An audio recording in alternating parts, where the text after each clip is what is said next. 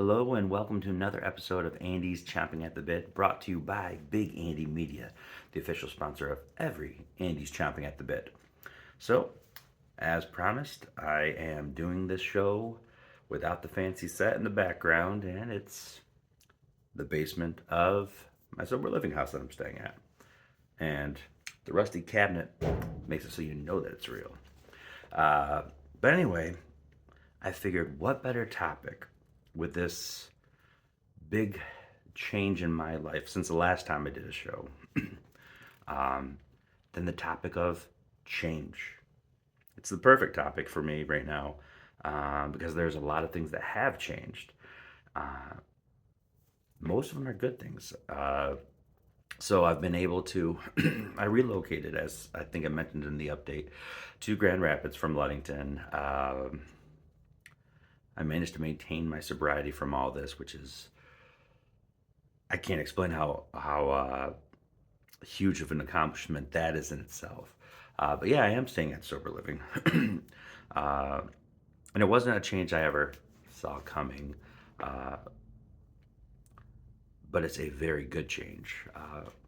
I was When I was in Ludington, I was living, renting a room essentially, lightly putting it, from my parents, and they were very loving. They are very loving and very supportive. Uh, but one, I didn't want to live with them forever, and Ludington wasn't my city. But the more significant reason for moving out and moving into a sober living house in Grand Rapids was there were boundaries that I had placed and we had agreed upon early on when they helped me get back on my feet and um, and those boundaries, some of them were starting to slip. Some of the smaller ones had been on and off for a while, uh, but there was a lesson that, and I'll go more in depth on this this part uh, in another episode later on. Uh, but there was the understanding that they struggled with um, that there were things that I granted them, that I asked for their favor on, to help me, especially early on in recovery, with accountability. I gave them, still give them, um, access as far as my location on my phone. Uh, I check in with them. I tell them if you see this happening, you know, have me drug tested or call the police, whatever. Basic things to keep me in line, keep perimeters set. But there were other things like there were boundaries still. There were things that I didn't want them crossing into in my life. So those boundaries weren't being able to be kept in. And so I talked to them and asked, is this something that you guys uh, can respect, or is this something that we're going to struggle with? And there's no wrong answer. That's the best thing about having this kind of a conversation with someone. There was no wrong answer. I still love them. I still appreciate everything they have done, sacrificed to help me. And that's not going to change. That's why this conversation was important with them, addressing it, um, because I didn't want to create resentment with them. And the way things were going, it was becoming toxic to me, for my recovery. Uh, and uh, and so I, like I said, I was able to relocate to Grand Rapids, which is, sober living house, which is, it's a win-win. The big change, aside from just the geographic location, uh, is I'm now, while living here, they have a requirement we have to attend, 5 support meetings a week, which is not a problem at all. But there's so many resources and so many support groups in Grand Rapids. It's it's a pretty simple you know, low bar requirement. And I always enjoy going to meetings anyway. Uh, so it's a great way for me to connect in the area. But it's a change because, you know, I have to get the paper signed and stuff like that.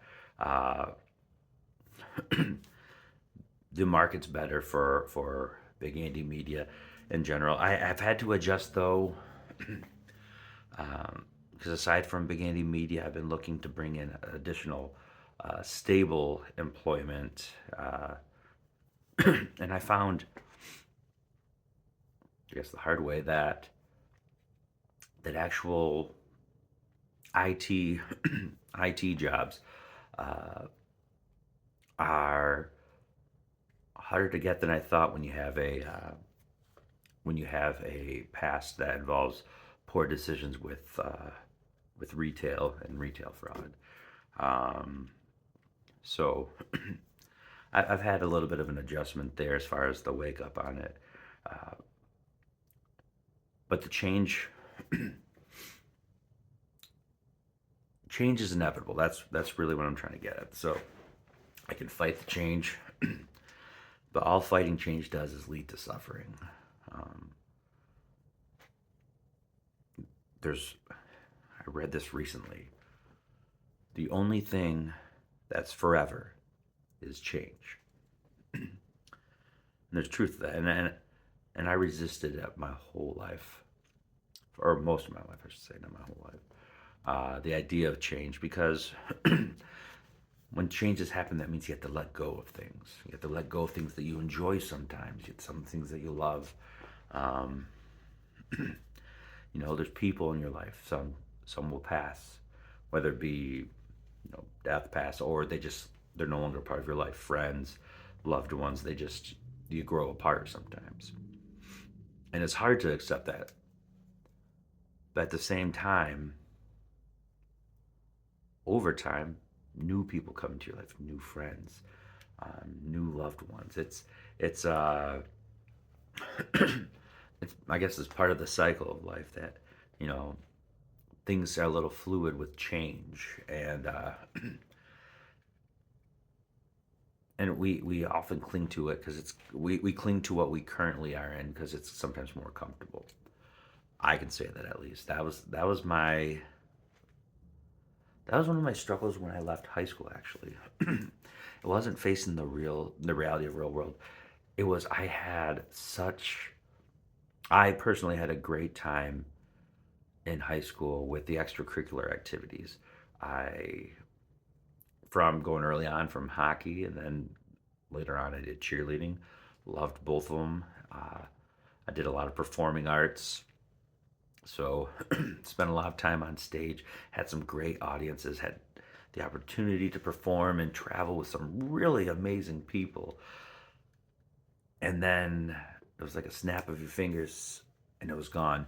And I had a hard time letting go of that. I had a really hard time letting go of that. Um, if I had to be honest, it would have been, I didn't truly let go of that until maybe 3, 4 years ago. So really not too long. And I graduated in 2006. That tells you how long of a period I struggled to let go. And I think the reason I feared letting go of that was I thought that by letting go that I was forgetting, that I was devaluing that moment in my life. Like it would just disappear and there wouldn't be anything left for me. Um, but that's not the case. Uh, Learning to move on, letting go of those parts of the past, the memories are still there. I still get to cherish it. But now I get to go to those events, and instead of sitting there thinking, man, I want to be up there, or man, I wish I could do this over again, which were sometimes pleasant thoughts, but man, you get depressed on those too. Instead, I get to sit there and I watch them like, wow, it's so different being on this side, in these seats instead of on the stage, or wow, they're doing a good job. They're carrying on a legacy. Things like that. And getting to watch the joy in other people doing what I enjoyed so much. It's amazing when you get to just enjoy it and appreciate the next in line, essentially, and watch them grow, watch them in some ways surpass what we did back then. Uh, it's it's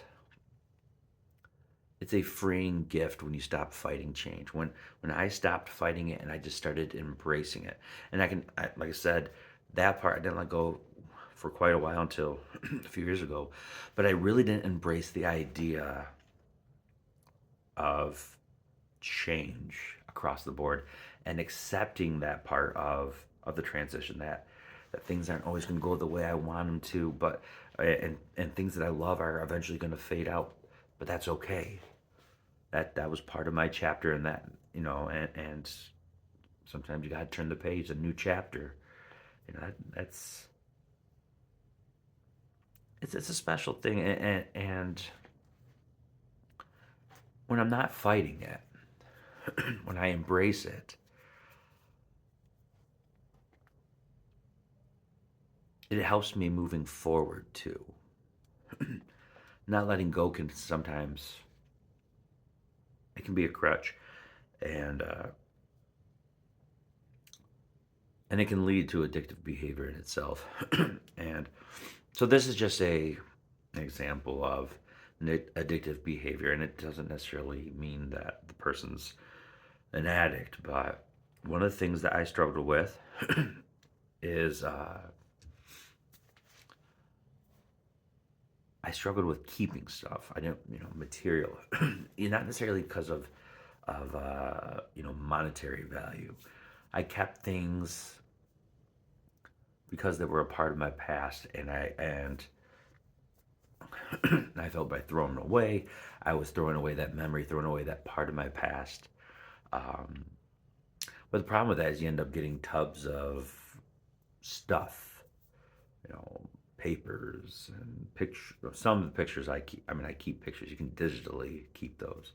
Um, but papers I had written, some, you know,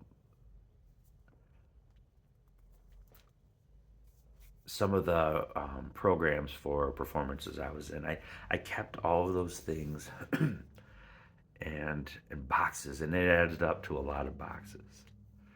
Um, Souvenirs from various places over the years. And when I learned,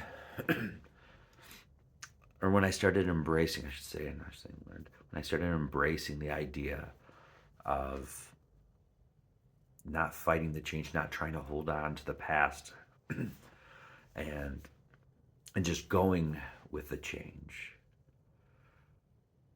I started taking that stuff and going through it and essentially analyzing, going, okay, is this something? If it's sitting in a tub, is it something that I'll put on display? Am I proud enough of it? Do I like it enough that I'll put it on display? If the answer is no, then I go, okay, well, is it something that I'm holding on because there's monetary value to it? Is it is it something that someday I could sell? And if the answer is no, then, well, is it something that I could use?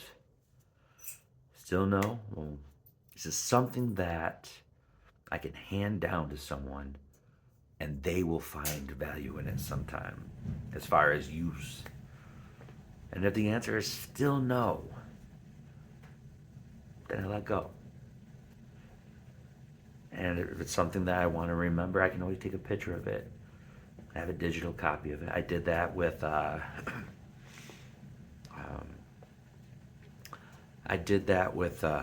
some uh, gifts from when I graduated. One of them was a copy of the speech from Senior Walk Off as a performer for the Mona Shores Choir. I came across that in one of the tubs and I read it, and it was something that I appreciate enough that it might be something that I would like to have framed sometime. Not the letter itself, but the words. And so I took a picture of it. I did, and I put it in a digital file, so folder. I mean, so that way I can go back and look at that, and it's a pretty special thing. The words, you keep those, you cherish those. Um, but the paper itself is well, it's recycled several over a year ago now. But by doing that, taking those things, um, and a lot of things that I had, I was able to donate. Gosh, I don't can't tell you how many how many lanyards I had collected over the years. I don't need that many lanyards, so there's about 5 or 6 of them that were donated. Old clothes, they didn't even fit. Some of them, I donated them. Some I kept, uh, or just some older shirts that realistically I was never gonna wear them again, whether for whatever reason. I only need so many work shirts, so I was able to clear out a lot of my closet, a lot of my dresser, and I basically like, took all those tubs. I think it was like 5 or 6 tubs of stuff, and condensed it down to one tub. Uh, that was part of change. That was part of letting go of the past. But if you go as far as the other direction in the future, I think that's another reason that it's hard to let go of the past, because that means you have to face the future. And it can be scary. There's a lot of unknowns. I mean, that's all the future is, unknown. We have we have ideas of what some things might be. We based on how we prepare in life, patterns, but nothing's really known about what happens tomorrow. Tomorrow's not even guaranteed. So instead of letting that fear consume, because it still happens, the unknown still can be a scary moment. I try not to let it freeze me. I don't want it to I don't want it to handicap me. Essentially, that's the thing that I've come to look at, and some change isn't the direction I might have thought it would be. I don't have control over a lot of the change. That's okay. I don't need control over a lot of it. I just need to learn to make sure that I adapt to the change, that I make the most when it changes, when things are changing.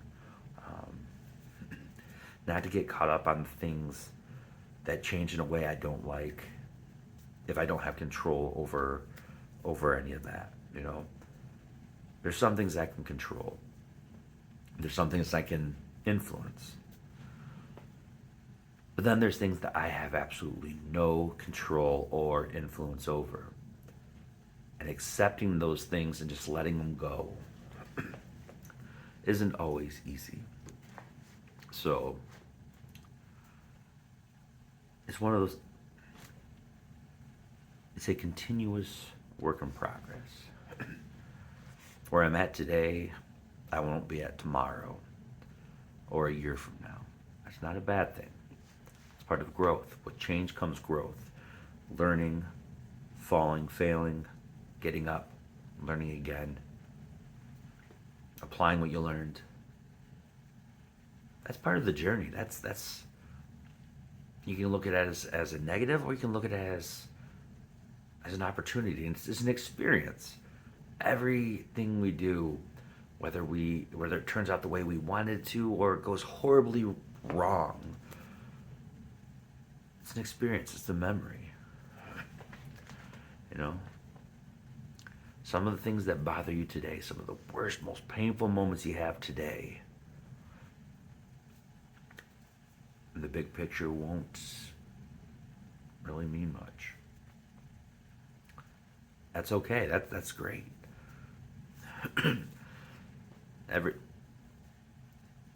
Everything has value as far as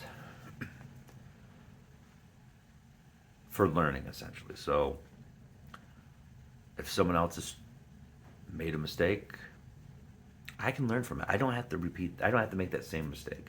If I've made a mistake, I have the opportunity to learn from it, apply the knowledge. If I successfully apply the knowledge, and successfully learn how to um, adjust and from the moment, I can take that experience I've had. I can take that knowledge. I can share it to the best of my ability, and hopefully that that experience that I had, and by sharing it, hopefully that helps at least someone in some way, whether it be avoiding having to face that problem, whether it be when they get to that, they make it through a little easier than I did. There's, and it's not, realistically, not everything you experience and try to help others with will happen.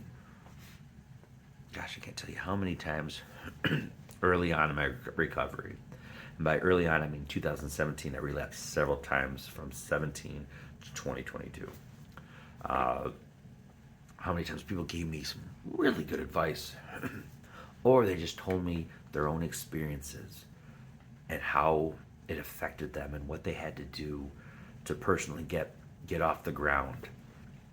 And I heard those things, and it went in this year and it came out this year, and I kept walking, and gosh, you know what happened? I happened to take the same slippery slope, and it wasn't exactly the same, but boy, would you be surprised how many things lined up as far as what happened to them and what happened to me because I did that one thing called ignoring them, and and I had to learn the hard way. I was stubborn. I still am stubborn. It's kind of part of me. Um, but I've gained a little bit of self awareness to now call myself out on it. And sometimes it's hard to do,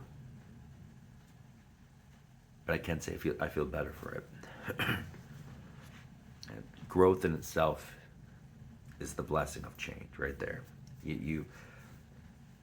You get to learn, you get to grow. So, if there's anything you get out of this podcast, is that try not to fight the change. Try to grow and evolve and adapt with the change. Resisting change is a great way to suffer. That's the easiest way I can put it. And change is inevitable. Not all change is good, not all change is bad, but change is inevitable. So that's what we have for today's episode. I appreciate you tuning in for another episode of Andy's Chomping at the Bit. Also, I still have to update the website, so I'll be doing that most likely either tomorrow or Sunday. But Singing for a Cause, we've got for April, we have Cove, which is Communities Overcoming Violent Encounters. They're based out of Ludington, Michigan, and they help Mason, Oceana, make sure I get these all, Mason, Oceana, Manistee, and Lake counties. So great resource for anyone who's struggling with domestic violence. By the way, violence. April is officially it's National. Make sure I get this right. National Sexual Assault Awareness Month, and that is the main reason we decided that April would be them for the Spotlight charity. So, as some of you guys know, that particular issue hits home firsthand on me. So, so I'm honored to be able to help them as with them being the Spotlight charity, and they have some really neat events coming up, and I'm gonna, if I haven't already, I'm going to post them on our Facebook page, and I might just put a link also on the website, bigandymedia.com, so you guys can find it that way as well.